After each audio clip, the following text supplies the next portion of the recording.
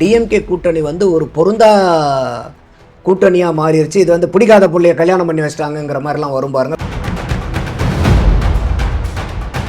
வந்து திமுக கூட இழுத்து பிடிச்சி மல்லு கட்டி கட்டுறதுல வந்து செல்வ பெருந்தை அவர்கள் தான் முன்னாடி நின்னார். பல காங்கிரஸ் கட்சிக்காரங்களுக்கு வந்து அதில் உடன்பாடு இல்லாமல் இருந்தாங்க. அவர் வந்து உதயநிதி ஸ்டாலின் அவர்களுக்கும் கொஞ்சம் நெருக்கமானவர். அதில் அவங்களுடைய அப்பா வந்து ஐயா ஸ்டாலினுக்கு பழக்கம், அவருடைய தாத்தா ஐயா கருணாநிதி அவர்களுக்கு பழக்கம். அந்த மாதிரி ரெண்டு குடும்பமே தொடர்பில் இருந்த குடும்பம் தான். இன்னைக்கு அதிமுக ஜெயிக்க போதா திமுக ஜெயிக்க போதாங்கிறது முக்கியம் இல்லை. தேமுதிக ஆல்ரெடி ஜெயிச்சிருச்சு. 10 தொகுதிகள், 10 தொகுதி, ஒரு ராஜ்யசபா. விஜய் அவர்கள் ஜெயிக்கிறாரோ இல்லையோ வாக்கு பெரிய அளவுக்கு பிரிப்பாரு. யாருக்கு ஸ்பாயிலரா இருக்காருங்கிறது தான் முக்கியம். யாருக்கு வந்து ஸ்பாயிலரா இருக்க.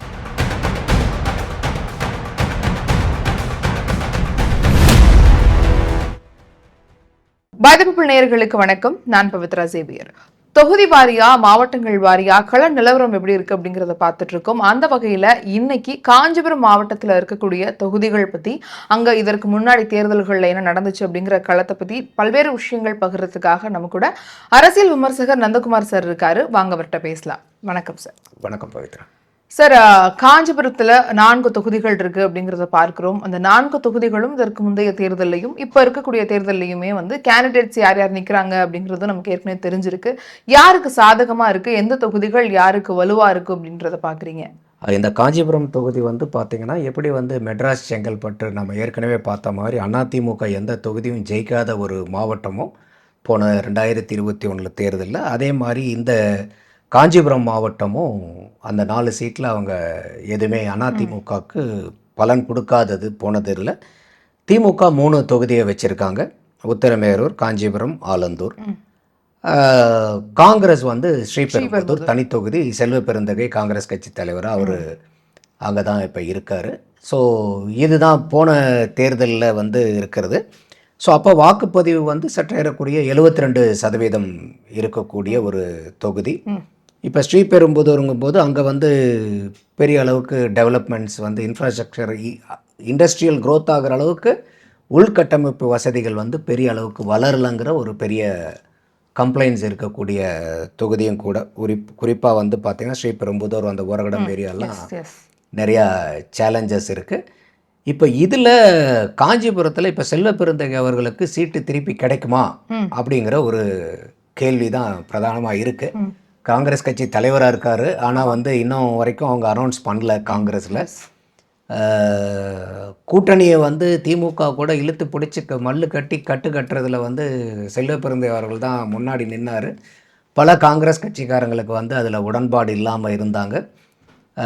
காங்கிரஸ் கட்சியை பொறுத்த வரைக்கும் அவங்களுடைய வேட்பாளர்களில் வந்து இவங்க பட்டியல் கொடுத்தாலும் அங்கேருந்து தான் மேலிட பார்வையாளர்கள் தான் அதை அறிவிப்பாங்க. ஸோ அது ஐயா ராகுல் காந்தி அவர்கள் வந்து கேரளாவில் டூரில் இருக்கிறதுனால பெரிய அளவுக்கு இன்னும் அது ஃபைனலைஸ் ஆகலை. எப்போ வேணால் இன்றைக்கி சாயந்தரமோ நாளைக்கோ கூட வரலாம். ஸோ அதனால் ஐயா செல்வ பெருந்தை அவர்களுக்கு திருப்பி அந்த சீட்டு கிடைக்குமா அப்படிங்கிற ஒரு கேள்விக்குறியும் இந்த மாவட்டத்தில் வந்து இருக்குது. அடுத்தது வந்து காஞ்சிபுரத்தில் திமுகவினுடைய இளைஞரணி செயலாளர் எழிலரசன்கிறவர் தான் எம்எல்ஏவாக இருக்கார். இன்னும் தேர்தல் நடந்து முடியாதனால இருக்கார். ஆனால் இந்த தடவை அவர் வேட்பாளர் இல்லை. வேட்பாளரை வந்து அங்கே மாற்றிட்டாங்க. என்ன காரணத்தினால மாற்றினாங்கன்னு தெரில. அவர் வந்து உதயநிதி ஸ்டாலின் அவர்களுக்கும் கொஞ்சம் நெருக்கமானவர். அதில் அவங்களுடைய அப்பா வந்து ஐயா ஸ்டாலினுக்கு பழக்கம், அவருடைய தாத்தா ஐயா கருணாநிதி அவர்களுக்கு பழக்கம். அந்த மாதிரி ரெண்டு குடும்பமே தொடர்பில் இருந்த குடும்பம் தான். அப்படி இருக்கும்போதும் வந்து இந்த இடத்துல வந்து இந்த தடவை அந்த கேண்டிடேட்டை மாற்றி இருக்கிறது வந்து உள்ளபடியே ஒரு ஆச்சரியமாக தான் இருக்குது. அடுத்தது போன தடவை வந்து உத்திரமேரூரில் அதிமுக நின்றுச்சு. இந்த தடவை அது பாட்டாளி மக்கள் கட்சி நிற்கிறாங்க. காஞ்சிபுரத்தில் பாட்டாளி மக்கள் கட்சி நின்றுது. இந்த தடவை அது அதிமுக போயிருக்கு. இந்த 2 மட்டும் தொகுதி மாறி நிற்கிறாங்க. மற்றபடி வந்து அதே ஈக்குவேஷன் தான். அதிமுகவும் திமுக அந்த கூட்டணி கட்சிகள் வந்து நிற்கிறது. இது வந்து போன தேர்தலில் இந்த 4 தொகுதியில் வந்து பார்த்திங்கனாக்கா உத்திரமேரூர் தொகுதி வந்து வெறும் 1622 வாக்கு வித்தியாசத்தில் தான் போன தடவை திமுக வந்து 10 வருஷம் ஆன்டி இன்கம்பன்சிக்கு அப்புறம் அதிமுக கிட்ட இருந்து அந்த தொகுதியை வந்து ஜெயிக்கிறாங்க அவங்க. ஓகே. போன தடவை சோமசுந்தரம்ங்கிறவர் நிற்கிறாரு. 1622ங்கும் போது அது வந்து அவங்களுக்கு பெரிய வெற்றி மார்ஜின் இல்லை. ஸோ அதனால் வந்து இதில் இன்னொன்று என்னன்னு கேட்டிங்கனாக்கா, இப்போது பாட்டாளி மக்கள் கட்சிக்கு கொடுக்குறாங்க. அந்த பாட்டாளி மக்கள் கட்சி சார்பாக வந்து பார்த்திங்கனாக்கா மகேஸ்வரன்கிறவர் வந்து அங்கே களம் இறங்குறாரு. ஸோ இந்த மாவட்டங்களை எடுக்கும்போது பார்த்திங்கன்னா சற்று ஏறக்குறைய ஒரு காஞ்சிபுரம் ஆகட்டும், செங்கல்பட்டு ஆகட்டும் ரொம்ப காஸ்ட் பேஸ்டு, அதாவது வந்து ஒரு சென்னைக்கு அருகாமையில் காஞ்சிபுரம், சென்னைக்கு அருகாமையில் செங்கல்பட்டுன்னு ரியல் எஸ்டேட்டுக்காரங்க சொன்னாங்கன்னா கூட சென்னையிலிருந்து கொஞ்சம் கொஞ்சம் அந்த பாலிடிக்ஸ் டைனமிக்ஸ் வந்து இதில் கொஞ்சம் வித்தியாசமாக இருக்கும். இங்கே வந்து கொஞ்சம் காஸ்ட் வந்து கொஞ்சம் ரோல் வந்து ப்ளே பண்ணுது இந்த தொகுதிகளில். ப்ரடாமினண்ட்டாக வந்து பார்த்தீங்கன்னாக்கா ஒரு காஞ்சிபுரத்தில் ஒரு எஸ்சி கம்யூனிட்டி வந்து ஒரு 24% சொல்கிறாங்க. செங்கல்பட்டில் ஒரு சற்று ஏறக்குறைய 16-18% சொல்கிறாங்க. இந்த 2 தொகுதியிலையுமே வந்து வன்னியர்கள் வந்து ஒரு 35 to 40% வந்து இருக்கிறதா தகவல். அது எந்த அளவுக்கு வந்து, ஏன்னா நமக்கு இப்போ சென்ட்ரல் கவர்மெண்ட் எடுக்க போகிற இந்த சாதிவாரி கணக்கெடுப்பில் தான் எக்ஸாக்டான மற்ற சாதியினுடைய இது தெரியும். மீதி எல்லாமே வந்து அவங்கவுங்க அங்கங்கே நியூஸில் வரக்கூடிய ரிப்போர்ட்டை வச்சு தான் நம்ம அசஸ் பண்ணுறோம், பேச முடியுது. எஸ்சி எஸ்டிக்கு அவங்க 2011 சென்சஸ் எடுத்தது இருக்குது, அந்த டேட்டா வந்து ப்ராப்பராக இருக்குது. பட் மற்ற சாதியினருக்கு வந்து இந்த வரப்போகிற காஸ்ட் பேஸ்டு சர்வே சுதந்திர இந்தியாவில் இதுதான் ஃபஸ்ட்டு டைம் எடுக்க போகிறாங்க. ஸோ அப்போ வரும்போது இன்னும் எக்ஸாக்டாக நமக்கு தெரியும். பட் இங்கே வந்து பார்த்திங்கன்னா கொஞ்சம் அந்த காஸ்டினுடைய தாக்கமும் வந்து இங்கே ஜாஸ்தியாக இருக்குதுன்னு நம்ம பார்க்குறோம். இப்போ காஞ்சிபுரத்துல 4 தொகுதிகளில் 1 தான் வந்து தனி தொகுதி, ஸ்ரீபெரும்புதூர் மட்டும். இப்போ அங்கே வந்து அப்போ முக்கியமாக அந்த பிளே அதிகமாக இருக்குமா சார்? ஏன்னா இப்போ அந்த தொகுதியில் அந்த மாதிரியான கணக்கெடுப்புகள் எடுத்து பார்க்கும் பொழுது ஏற்கனவே வெற்றி பெற்றவங்களுக்கான வாய்ப்பு இருக்கும், இல்லை அந்த தனி தொகுதிங்கிறனால அங்கே கவனம் அதிகமாக இருக்குன்னு பார்க்க முடியுதா? கட்டாயமாக இருக்குது. ஏன்னா அது வந்து பார்த்தீங்கன்னாக்கா தனி தொகுதி. போன தடவை அந்த தொகுதியில் வந்து வின்னிங் மார்ஜின் வந்து பார்த்தீங்கன்னாக்கா ஐயா செல்வ பிறந்தை அவர்கள் வந்து 10,879 வாக்கில் ஜெயிக்கிறார். ஓகே. அதாவது வந்து செல்வ பிறந்தை அவர்கள் வந்து 1,15,000 வாக்கு வாங்குறாரு. அதிமுகவை சேர்ந்த பழனி அவர் வந்து 1,04,474 வாக்கு வாங்குறார். ஓகே. ஸோ அப்போ வந்து இந்த ஒரு சற்றேறக்குறைய இந்த தொகுதின்னு பார்க்க போனீங்கன்னாக்கா இப்போ எஸ்ஐஆருக்கு அப்புறம் அந்த தொகுதியினுடைய எண்ணிக்கை பார்த்தீங்கன்னா முதல்ல வந்து 3,57,000 வாக்காளர்கள் இருந்தாங்க. இப்போ இந்த தொகுதி சற்று வித்தியாசமாக ஒரு 18,500 வாக்காளர்கள் வந்து கூட இருக்காங்க, முதல்ல இருந்தது கூடி இருக்காங்க இந்த தொகுதியில். வாக்காளர்கள் டர்ன் அவுட்டும் வந்து பார்த்தீங்கன்னாக்கா மாவட்டத்துக்கு 72 இருந்தாலும் இந்த தொகுதியில் வந்து சற்றேறக்குறைய 74% வாக்குப்பதிவு நடந்த தொகுதியாக தான் இருக்குது. ஸோ இதில் வந்து இன்னைக்கு அந்த வகையில் பார்க்கும்போது அந்த விக்டரி மார்ஜின் வந்து இவ்வளோ பெரிய பேஸுக்கு வந்து ஒரு 10,000 வாக்குங்கிறது வந்து கம்மி தான். அதோட வந்து இன்னைக்கு அந்த காங்கிரஸ் அவர்களுக்கு சீட்டு எப்படி கொடுக்க போறாங்கங்கிறது நமக்கு தெரியாது. இன்னொன்று காங்கிரஸ்க்கு அந்த சீட் கொடுத்துட்டாங்க, செல்வ பிறந்தகைக்கு கிடைக்குமான்னு தெரியாது. இப்போ காங்கிரஸ்க்கு வந்து திமுகவுக்கும் ஒரு பெரிய நெருக்கடி என்ன இருக்குன்னாக்கா, தொண்டர்கள் மத்தியிலையும் தலைவர்கள் மத்தியிலையுமே காங்கிரஸ் அண்ட் டிஎம்கே கூட்டணி வந்து ஒரு பொருந்தா கூட்டணியாக மாறிடுச்சு. இது வந்து பிடிக்காத பிள்ளைய கல்யாணம் பண்ணி வச்சிட்டாங்கிற மாதிரிலாம் வரும் பாருங்க. பிடிக்காத மாப்பிள்ளைய கல்யாணம் பண்ணி வச்சாங்க. கிரவுண்ட்ல ஒரு ஜெல் இல்லை, 2 பேரும் தலைவர்கள்கிட்டையும் இல்லை. ஓகே. நீங்கள் வந்து ஒரு கிரவுண்ட் லெவலில் மட்டும் இல்லை, தலைவர் இன்னைக்கு வரைக்கும் ராகுல் காந்தி அவர்கள் வந்து இந்த கூட்டணி ஃபைனலைஸ் ஆனதுக்கப்புறம் இன்னைக்கு வரைக்கும் எங்கேயாவது ட்வீட் போட்டிருக்காரா? இல்லை. எந்த இடத்துலையுமே ராகுல் காந்தி இன்னைக்கு வரைக்கும் இந்த கூட்டணியை என்டார்ஸ் பண்ணி ஒரு ட்வீட்டோ இல்லை ஒரு பொது வழியில் ஒரு பேச்சோ ஒன்றுமே கிடையாது, அமைதியாக இருக்கிறது எதுவுமே. அப்போ இதிலிருந்தே அவங்களுக்கு தெரியுது ராகுல் காந்தி லெவல் வரைக்கும் இந்த காங்கிரஸ் வந்து திமுக கூட இருக்கிறதுல வந்து பெரிய அதிருப்தியில் இருக்காங்க. ஆனால் அவங்க கேட்டதை அவங்க எப்பயும் கொடுத்ததை விட மற்றவங்களுக்குலாம் குறைச்சிருக்காங்க. ஆனால் காங்கிரஸ்க்கு ஒரு 3 கூட்டி தானே கொடுத்துருக்காங்க அப்படிங்கிறது. அதனால தான் இங்கே வருத்தம் என்ன ஒன்றுன்னு கேட்டிங்கனாக்கா, இப்போ நீங்கள் மேம்போக்காக பார்த்தீங்கன்னா 25லேருந்து 28 ஏற்றிட்டாங்கிற மாதிரி இருக்கும். ஆனால் திமுகவினுடைய ஸ்ட்ராட்டஜி என்ன வச்சுருந்தாங்கன்னா, பீகாரினுடைய எலெக்ஷன் வந்த உடனேவே இவங்களுக்கு ஜெயிச்சது சீட்டை கொடுத்தாவே போதும், 18 இவங்களை சுருட்டிடணும் அந்த 18லயும் ஒன்று ஈரோடு கிழக்க பிடுங்கிட்டாங்க.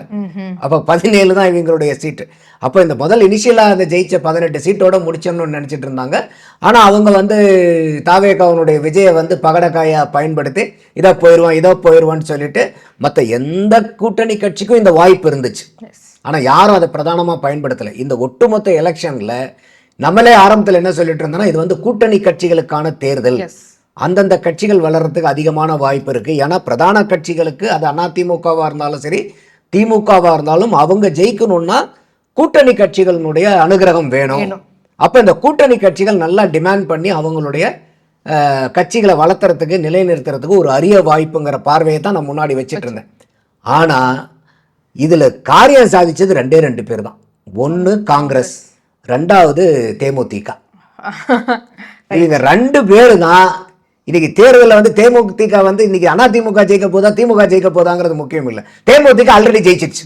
10 தொகுதிகள், 10 தொகுதி, ஒரு ராஜ்யசபா, வெறும் 2 லட்சம் வாக்குக்கு. எங்கேயாவது நடக்குமா இது? ஸோ அந்த அவங்களை உள்ளார கொண்டு வந்ததுக்கு உண்டான பலனை திமுக அறுவடை பண்ண போகுது. ஸோ அப்போ இந்த காங்கிரஸ்க்கும் இந்த திமுகவுடைய கூட்டணியில் வந்து அவங்க எதை வந்து கூட்டணி தான் பலம் இருந்தாங்க.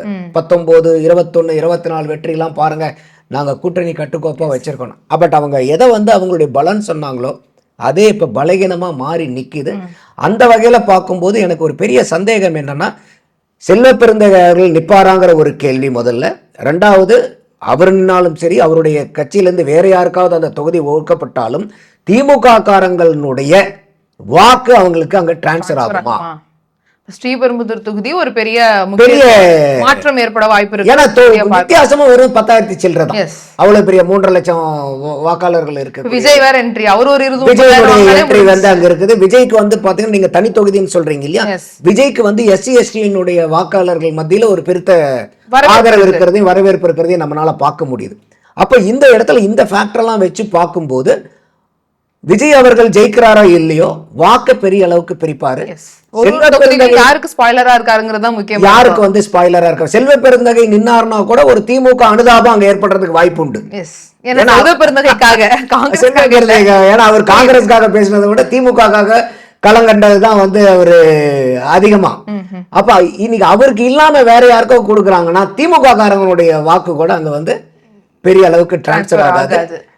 செல்வ பெருந்தகை அவர்களுக்கு சீட்டு கிடைக்கலனாலும் காங்கிரஸ் கட்சிக்காரங்களுக்கு செல்வ பெருந்தகை அவர்கள் ஆதரவாளரும் இன்னொரு காங்கிரஸ் கட்சிக்காரங்களுக்கு போட மாட்டாங்க. அந்த பிரச்சனை இத்தனை உள்ளடி வந்து அங்க இருக்குது.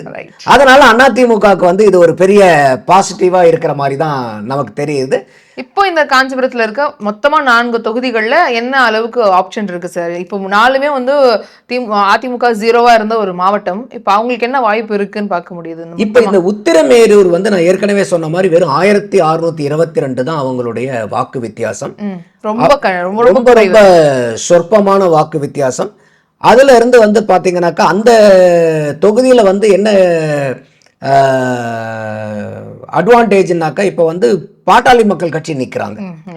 ஸோ போன தடவை அதிமுக நின்ன இடத்துல இப்போ பாட்டாளி மக்கள் கட்சி நிற்கிறாங்க.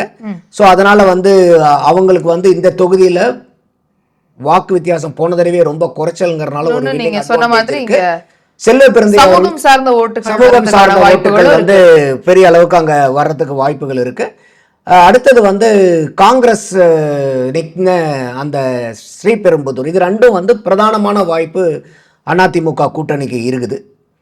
திமுக அதாவது பாட்டாளி மக்கள் கட்சிக்கு ஒன்றும் அதிமுகவுக்கு ஒன்றும் இருக்கு.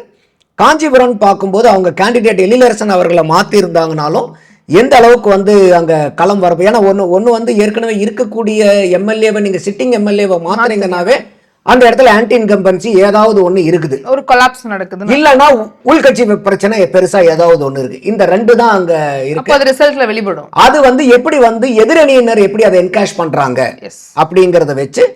அடுத்தது வந்து ஆலந்தூர் தொகுதி வந்து ஏற்கனவே போன தடவை வந்து அம்மையார் வளர்மதி அவர்கள் நின்னாங்க. அவர் நின்று வந்து பாத்தீங்கன்னாக்கா அவரு சற்றேறக்குறைய ஒரு 40,571 வாக்குல வந்து தோத்து போனாங்க.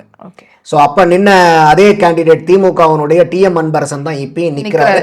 அது இல்லாம வளர்மதி அவர்கள் தொகுதி மாறிட்டார் இந்த தடவை. 1000 leads. ஸோ அதனால வந்து இந்த தடவை நிக்கிறது வந்து சரவணன் சொல்லி நிக்கிறாரு. அவர் வந்து எக்ஸ் முனிசிபல் கவுன்சிலர்.